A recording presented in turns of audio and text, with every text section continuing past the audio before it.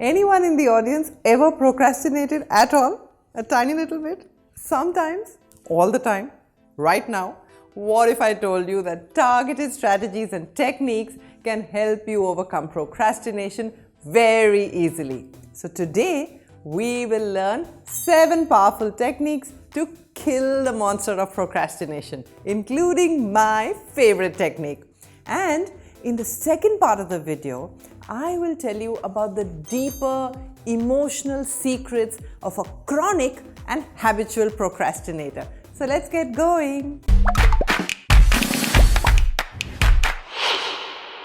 Hey everyone, this is Chetna and you're watching ChetChat. It's a Friday and we're going to talk about death. The death of procrastination. Recently, I did a video on a perfect timetable before exams. And many of you wrote to me saying that even when the task is scheduled, you're not able to marshal the motivation to actually follow that timetable. In fact, someone famously said, if it wasn't for the last minute, I would never get anything done at all. So here we are with the 7 paramount techniques to kill procrastination. At number 1 is a work progress journal. Buy a cheap spiral notebook. You could use an app if you like, use whatever works for you. And every day, jot down 1 to 3 key priorities. Not 5 or 15 things to do, but your top 3 priorities. On certain days, there may just be one big thing that you want to accomplish. The day I sat down to write this script, I shut everything out and only focused on doing research on procrastination. At the end of the day, mark a nice colored tick mark on those 1, 2 or 3 things. And if not, write a quick explanation as to why you were not able to achieve them. This journal works like a personal drill sergeant sitting on your shoulder and commanding you to work.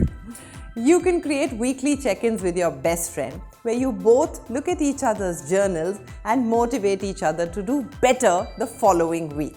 Number 2 is my favorite technique.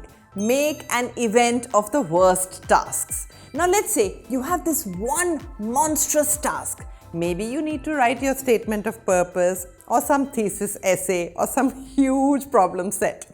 And you procrastinate the most on these tasks because they need a large chunk of time and you don't feel like you're up to it. Here's what I do. Talk to everyone about this one big task. For example, I have to write this long essay this week, or I have to prepare for my TED talk this week, etc. The more people know about this, the harder it is for you to cancel. Next, find an out-of-the-way place, a quiet cafe, a garden, or a library, or even a little corner somewhere near the staircase. The novelty of the location plus the announced event will jumpstart your motivation.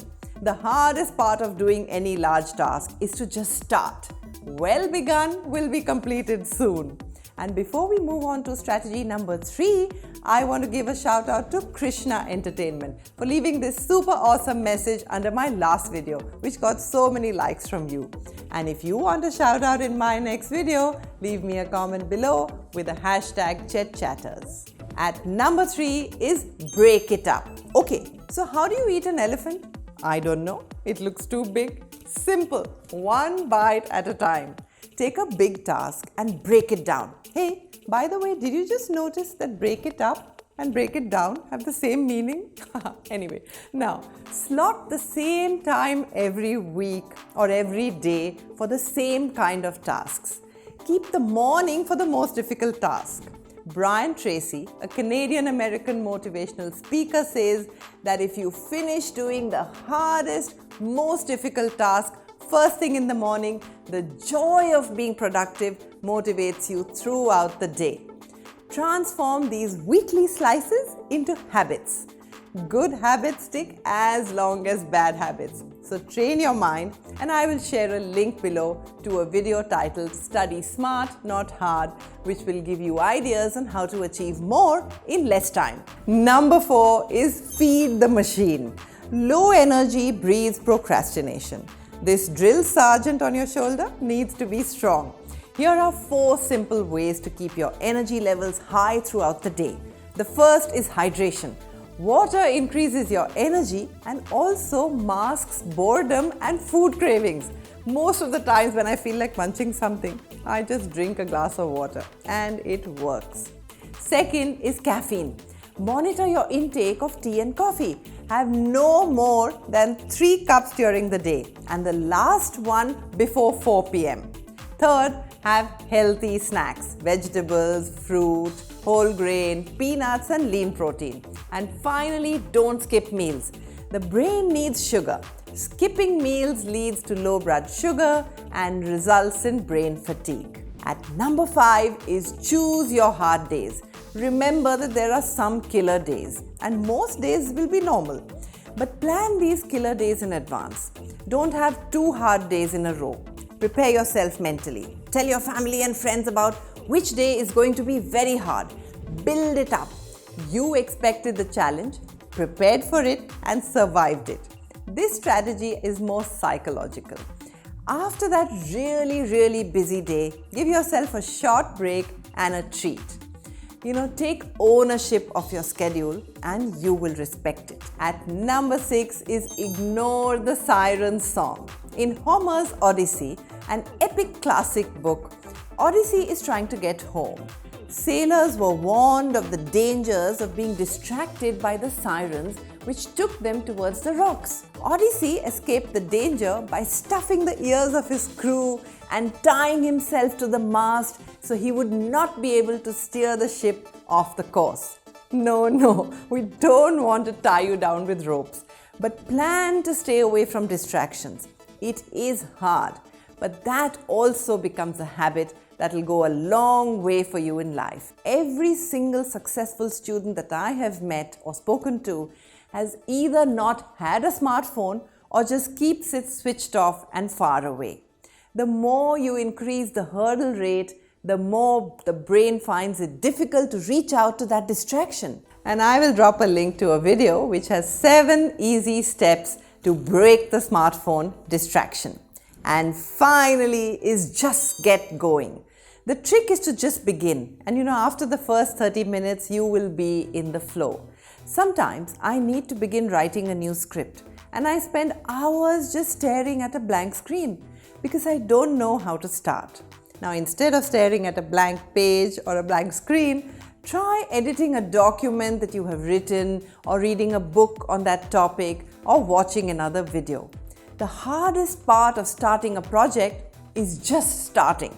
Begin with the part you like the best and the dopamine will kick in and push you further. I use colored pens, nice clean notebooks and good lighting to perk me up.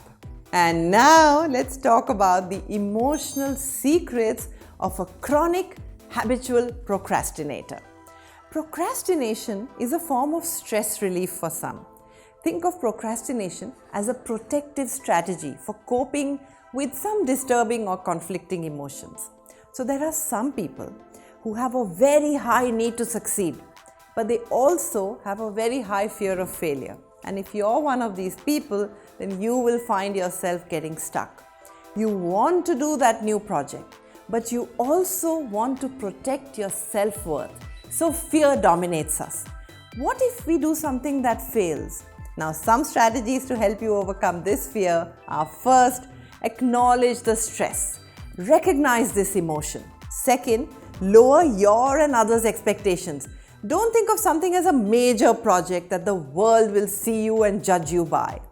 Think of it as an experiment, an opportunity to try something new.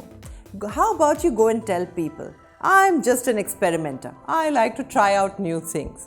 This will reduce the fear of failure. After all, you can proudly say that you tried a new experiment. 3.